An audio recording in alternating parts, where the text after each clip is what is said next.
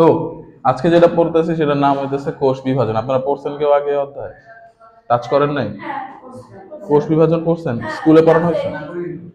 আচ্ছা, কোষ বিভাজন এইটা ছিল, তাহলে তো বেসিক হালকা পাতলা জানাই আছে আপনাদের, আছে না? ঠিক আছে,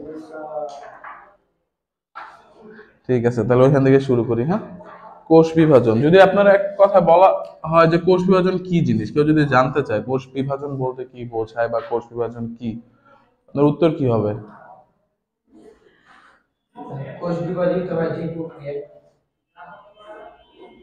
এটা কেমন উত্তর, কোষ বিভাজিত হয় যে প্রক্রিয়ায়? আরেকটু গুছায় বলেন।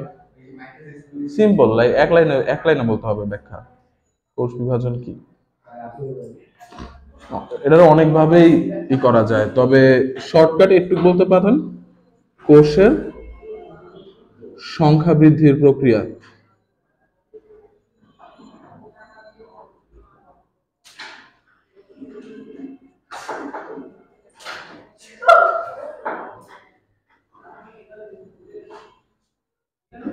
ঠিক আছে, যদি বলা হয় কোষ বিভাজন কি, কোষের সংখ্যা বৃদ্ধির প্রক্রিয়ারে কোষ বিভাজন বলে। হ্যাঁ, এখন কোষ বিভাজন বা এই যে কোষের সংখ্যা বৃদ্ধির যে ব্যাপারটা, এটা নানান উপায়ে ঘটে। পরিস্থিতির সাপেক্ষে, প্রয়োজনের সাপেক্ষে কোষ বিভাজনের ধরন আলাদা আলাদা হইতে পারে। ঠিক আছে, আমরা বেসিক কিছু কোষ বিভাজনকে জানবো। তো যদি মেইন কোষ বিভাজন গুলার বা পদ্ধতিগুলোর নাম জানতে চায়, তাহলে এই তিনটার নাম আসবে। একটা হচ্ছে অ্যামাইটোসিস,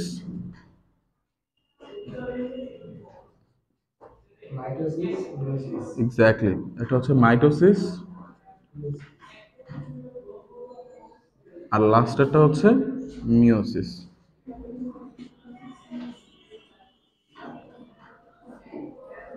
এগুলো নিয়ে প্রত্যেকটা নিয়ে বিস্তারিত জানতে হবে ভাই। হ্যাঁ, প্রত্যেকটার মধ্যে সূক্ষ্ম, তিনজনই কিন্তু তিনটাই হচ্ছে কোষ বিভাজনের পদ্ধতি। হ্যাঁ, তবে তাদের মধ্যে বেসিক কিছু তফাৎ আছে। মাইটোসিস বিভাজনের ফলে যে মানে মাইটোসিস বিভাজন হওয়ার পর যেইভাবে যেই রকম কোষ তৈরি হবে, মিওসিসে কিন্তু ওই রকম আউটপুট আমরা পাবো না। আবার অ্যামাইটোসিসের আউটপুট কিন্তু ওই রকম না। তো আমি হচ্ছে একদম বেসিক কয়েকটা লাইন দিয়ে শুরু করব, তারপর প্রত্যেকটার মধ্যে বিস্তারিত যাব। যদি এক্স্যাক্টলি, অ্যামাইটোসিস হচ্ছে ব্যাকটেরিয়াতে হয়। তো এখন আমরা কি শিখছিলাম যখন এই যে জীববিজ্ঞানের ফার্স্ট অধ্যায়ে, যে কোষের নিউক্লিয়াসের ধরনের উপর ভিত্তি করে, বা নিউক্লিয়াস উন্নত নাকি অনুন্নত এটার উপর ভিত্তি করে কোষগুলোকে হচ্ছে বা জীব জগৎকে দুই ভাগে ভাগ করা হয়। একটা হচ্ছে আদিকোষী, আর একটা হচ্ছে প্রকৃত কোষী। আদিকোষী যারা, বা যে সকল জীবের দেহ আদিকোষী বা নিউক্লিয়াস হচ্ছে অনুন্নত, ঠিক আছে, তাদের শুধুমাত্র একটাই কোষ বিভাজন ঘটে, নাম হচ্ছে তার অ্যামাইটোসিস।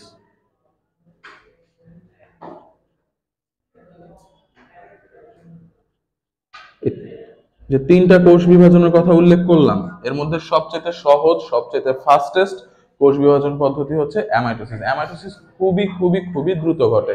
ঠিক আছে, এর জন্য সময়, মানে একটা অ্যামাইটোসিস সম্পন্ন হতে সময় লাগে অতি অল্প। আর যদি বলা হয় সবচাইতে টাইম লাগে কোনটায়, অ্যামাইটোসিস, মাইটোসিস আর মিওসিসের মধ্যে সিরিয়াল ওয়াইজ মিওসিসের সবচাইতে বেশি সময় লাগে। সবচাইতে জটিল বিভাজন পদ্ধতি কোনটা? মিওসিস। ঠিক আছে, আচ্ছা, প্রকৃত কোষিতে কোন কোন টাইপের কোষ বিভাজন ঘটে? প্রকৃত কোষিতে ঘটে হচ্ছে মাইটোসিস এন্ড মিওসিস।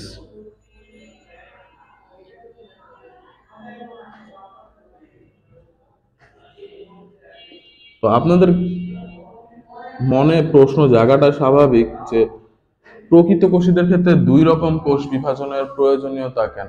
ঠিক আছে, একরকম দিয়ে কেন কাজ চালানো যায় না? আদি কোষীতে তো শুধু এক টাইপের ঘটে, অ্যামাইটোসিস।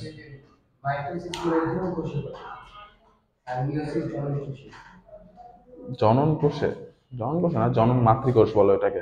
ঠিক আছে, তো এই জিনিসটা মাইটোসিস মিওসিসের প্রয়োজনীয়তা কেন, সেটা যদি জানতে চাই, আমাদের আগে বুঝতে হবে প্রকৃত কোষী এরা কি উন্নত না? এদের প্রজনন পদ্ধতি হচ্ছে, এদের সাধারণত উন্নত বা প্রকৃত কোষীদের প্রজনন পদ্ধতিকে বলা হয় যৌন প্রজনন পদ্ধতি। যৌন প্রজনন পদ্ধতি কি?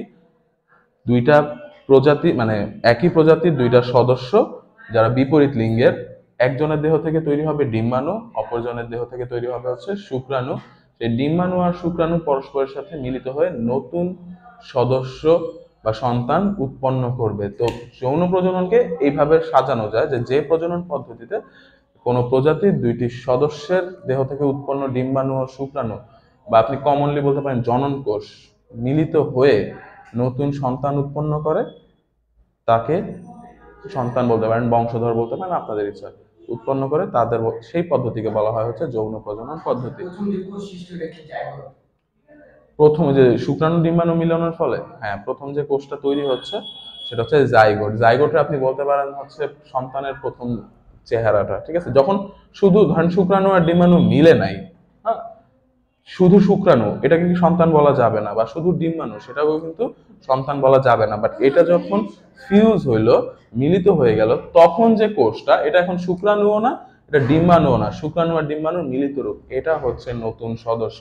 আমাদের প্রত্যেকের, শুধু মানুষ না, সকল উন্নত জীবের, মানুষের সহ প্রত্যেকের শুরুর চেহারাটা কি ছিল? ওই একটা কোষ অবস্থা। আমরা প্রত্যেকেই কিন্তু শুরুতে কি ছিলাম? একটা কোষ ছিলাম। এখন আমাদের দেহে হয়তো বা মানে অগণিত কোষ, কিন্তু শুরুতে আমাদের সবার শুরু হয়েছিল হচ্ছে একটা কোষ দিয়ে। এখন ওই যে প্রজনন পদ্ধতিতে, যৌন প্রজনন পদ্ধতিতে শুক্রাণু আর ডিম্বাণুর প্রয়োজনীয়তা আছে না ভাই? তো শুক্রাণু আর ডিম্বাণু তৈরি হওয়ার যে প্রসেসটা, এটা খুবই খুবই ইউনিক, ঠিক আছে? এই শুক্রাণু আর ডিম্বাণু তৈরি হওয়ার জন্য হচ্ছে এই মিওসিস কোষ বিভাজনটা কাজ করে। বা আমি যদি শর্টে বলি, শুক্রাণু আর ডিম্বাণু বা জনন কোষ তৈরি হতে মাইটোসিস এনাফ না, বা মাইটোসিস দ্বারা তৈরি করা যায় না, ঠিক আছে? এর জন্য বিশেষ কোষ বিভাজন পদ্ধতির প্রয়োজন, তাকে বলা হয় মিওসিস। তো এখন যদি আপনাকে প্রশ্ন করা হয় যে উন্নত কোষের যে উন্নত জীবে প্রজননের উদ্দেশ্যে যে জনন কোষ তৈরি হয়, সেটা কি কোষ বিভাজনের মাধ্যমে তৈরি হয়? যদি আপনার উত্তর কি হবে, হ্যাঁ নাকি না? হ্যাঁ। যদি বলা হয় কোন কোষ বিভাজন পদ্ধতি? মিওসিস, ঠিক আছে? মাইটোসিস কেন না, এটারও ব্যাখ্যা আছে। জাস্ট একটু মনে রাখেন আপাতত যে মাইটোসিস দিয়ে কিন্তু হচ্ছে না ওই কাজটা। আমরা এই জায়গায় শর্টে ইনফরমেশনটা লিখে রাখবো যে মিওসিস কি কাজে লাগে? জনন কোষ উৎপন্ন করতে, ঠিক আছে? মিওসিস হচ্ছে জনন কোষ উৎপন্ন করার কাজে লাগে। এখন জনন কোষ উৎপন্ন করার এটা যদি দেখি, কারণ এই যে একটা জনন কোষ তৈরি হইলো, ঠিক আছে? কি বিভাজনের মাধ্যমে? মিওসিস বিভাজনের মাধ্যমে। কোন একটা কোষ মিওসিস প্রক্রিয়ায়, কোন একটা কোষ মিওসিস প্রক্রিয়ায় বিভাজিত হয়েই তো জনন কোষ তৈরি হবে, তাই না? কোন কোষটা, যে কোষটা মিওসিস প্রক্রিয়ায় বিভাজিত হয়ে জনন কোষ তৈরি করে, তাকে বলা হয় হচ্ছে জনন মাতৃ কোষ। তাহলে প্রশ্ন আসবে, মিওসিস কোন কোষে ঘটে? জনন মাতৃ কোষে ঘটে, ঠিক আছে? মিওসিস ঘটে কি তৈরি হয়? জনন কোষ তৈরি হয়। এইটা কিন্তু খুবই ভাইটাল কোশ্চেন, নৈবিক থেকে প্যাচ লেগে যাওয়ার সম্ভাবনা আছে। যদি বলেন মিওসিস কোন কোষে ঘটে, আপনি জনন কোষ দাগায় আসেন, জিরো ধরায় দেবে। জনন মাতৃ কোষে ঘটে। যদি প্রশ্ন করা হয় জনন কোষ কোন কোষ থেকে তৈরি হয়, জনন মাতৃকোষ থেকে তৈরি হয়। কোন পদ্ধতিতে? মিওসিস কোষ বিভাজন পদ্ধতিতে। জনন মাতৃকোষ থাকে কই? জনন মাতৃকোষ কি সব জায়গায় থাকে? আমার স্কিনে বা আমার দেহের সব জায়গায় কি আছে জনন মাতৃকোষ? যে কোনো জায়গায় জনন মাতৃকোষ খুঁজে পাবেন? আমার আমার দেহে কি আছে নাকি জনন মাতৃকোষ? এটা শিওর? শিওর আপনারা? দেহে তো অবশ্যই থাকবে, না থাকলে মিওসিস ভয়েডটা তৈরি কেমনে কি হবে? না তো। দেহে আছে, কিন্তু প্রশ্ন হচ্ছে দেহের সব জায়গায় আছে কিনা। না, দেহের সব জায়গায় নাই। কোথায় আছে তাইলে? প্রজনন অঙ্গে। কোথায় আছে? প্রজনন অঙ্গে। প্রজনন অঙ্গকে আবার মোটামুটি দুই ভাগে ভাগ করা হয়, একটা হচ্ছে মুখ্য প্রজনন অঙ্গ, একটা হচ্ছে সহকারী প্রজনন অঙ্গ। জনন মাতৃকোষ থাকে হচ্ছে মুখ্য প্রজনন অঙ্গে। ছেলেদের বডির মুখ্য প্রজনন অঙ্গ আর মেয়েদের বডির মুখ্য প্রজনন অঙ্গ ভিন্ন। ছেলেদের দেহের মুখ্য প্রজনন অঙ্গকে বলা হয় হচ্ছে টেস্টিকল, ঠিক আছে? আর মেয়েদের দেহের মুখ্য প্রজনন অঙ্গকে বলা হয় হচ্ছে গর্ভাশয় বা ওভারি। ঠিক আছে, আমাদের প্রত্যেকের বডিতেই, ছেলেদের বডিতেও আছে, মেয়েদের বডিতেও আছে, কিন্তু যেটা বললাম মুখ্য প্রজনন অঙ্গগুলো কি ভিন্ন ধর্মী, ভিন্ন রকম গাঠনিক বৈশিষ্ট্য সম্পন্ন, ওটার ভেতরে যে জনন মাতৃকোষ থাকে সেটাও ভিন্ন। ঠিক আছে, পুরুষ দেহের জনন মাতৃকোষকে বলা হয় হচ্ছে পুং জনন মাতৃকোষ, মেয়েদের দেহের জনন মাতৃকোষকে বলা হয় স্ত্রী জনন মাতৃকোষ। পুং জনন মাতৃকোষ ছেলেদের মুখ্য প্রজনন অঙ্গে থাকে, সেখানে মিওসিস ঘটে এবং সেখান থেকে যে জনন কোষটা তৈরি হয়, ঠিক আছে, তৈরি হওয়াটা কিন্তু এত ইজি না, জায়গা অনেক ধাপ অতিক্রম করে তৈরি হতে হয়। আমি জায়গায় শর্টে লিখছি যদিও। তো পুং জনন মাতৃকোষ মিওসিস কমপ্লিট করার পর যে জনন কোষটা তৈরি হয় তাকে আমরা বলি শুক্রাণু। স্ত্রী দেহের মুখ্য প্রজনন অঙ্গে যে স্ত্রী জনন মাতৃকোষ আছে সেইখানে যখন হচ্ছে আপনার মিওসিস বিভাজন সম্পন্ন হবে, যে কোষ তৈরি হবে তাকে আমরা বলি হচ্ছে ডিম্বাণু। ডিম্বাণুকে সংক্ষেপে আপনি এগ বলতে পারেন, ওভাম বলতে পারেন, সমস্যা নেই। ঠিক আছে, আচ্ছা একটা কমন সেন্স ওয়ালা কোশ্চেন করবো, মানে অত মাথায় একটু হালকা চিন্তা ভাবনা করে অ্যান্সারটা দিয়ে দিবেন। ঠিক আছে, আপনার কি মনে হয় একটা ডিম্বাণু সন্তান উৎপন্ন করতে পারে, বা শুধু শুক্রাণু থেকে সন্তান উৎপন্ন হয়?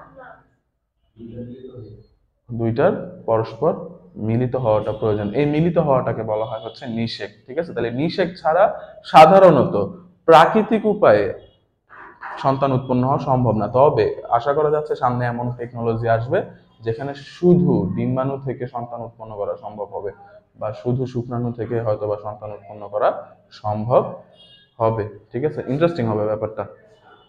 যাই হোক, মিওসিসের ব্যাপারে তো হালকা পাতলা কথাবার্তা বললাম। মাইটোসিস কি? মাইটোসিস হচ্ছে দেহ কোষে ঘটে। জনন মাতৃকোষ বাদে যা কোষ আছে আমার বডির সবগুলোকেই কনসিডার করা হয় হচ্ছে দেহ কোষ হিসেবে। দেহ কোষের আরেক নাম হচ্ছে সোমাটিক সেল। ঠিক আছে, এটা কোথায় ঘটবে? দেহ কোষে। দেহ কোষের আরেক নাম কি? Somatic sell. আচ্ছা, দেহ কোষের ইংরেজিটা যদি জানি, জনন মাতৃকোষের ইংরেজিটা জানতে হবে না ভাই? জনন মাতৃকোষের ইংলিশ হচ্ছে গ্যামেটোজেনিক সেল। কি বলে এটাকে? তাহলে গ্যামেটোজেনিক সেলে হচ্ছে মিওসিস ঘটে, সোমাটিক সেলে হচ্ছে মাইটোসিস ঘটে।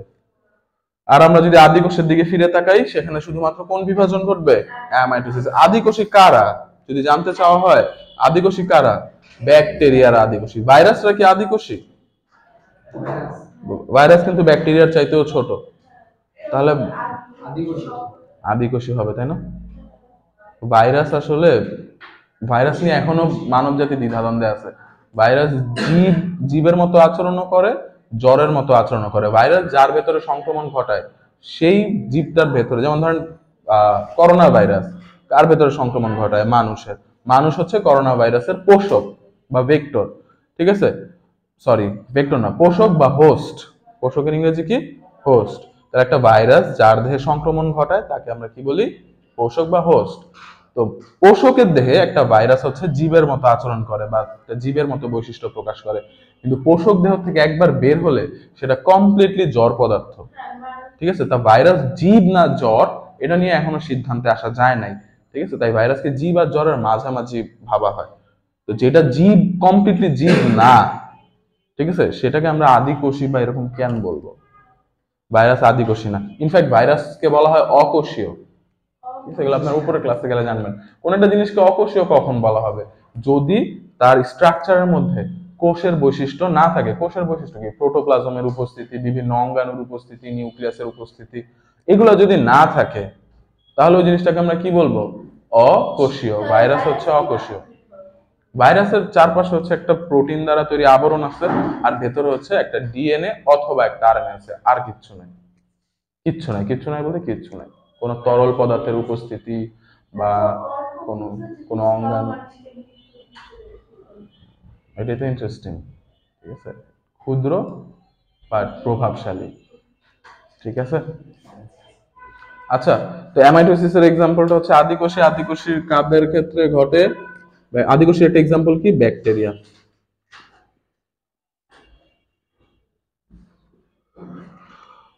তো আমরা মাইটোসিস শুরু করি, তাই না?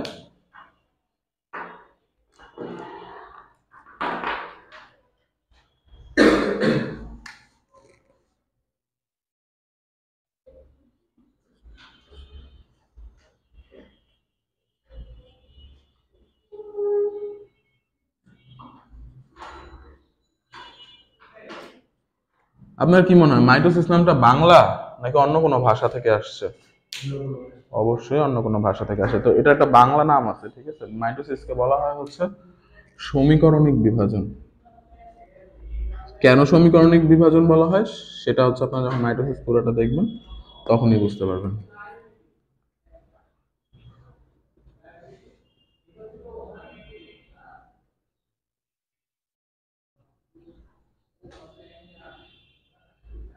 আচ্ছা, ওই জায়গায় ইনফরমেশন দিয়ে রাখছিলাম যে মাইটোসিস কোথায় ঘটে, দেহকোষে ঘটে, ঠিক আছে। মাইটোসিস যখন একটা দেহকোষে ঘটে তখন